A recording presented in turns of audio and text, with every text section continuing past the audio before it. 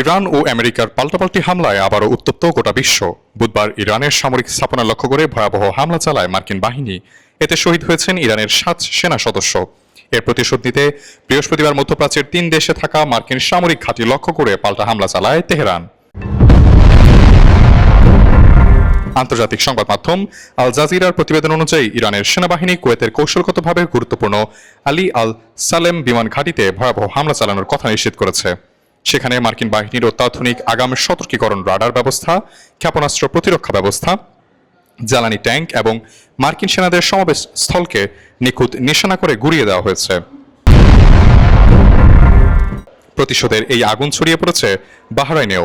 দেশটির শেখ ইসা ঘাঁটিতে অবস্থানরত মার্কিন বাহিনীকে লক্ষ্য করে ড্রোন হামলা চালিয়েছে Tehran.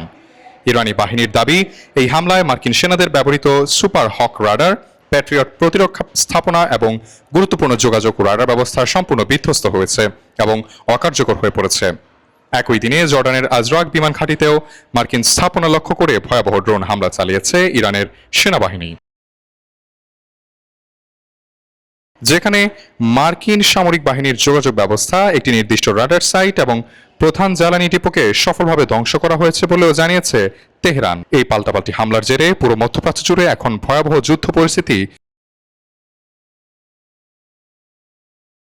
Saiful Islam, desk report, দেশ বুলেটিন।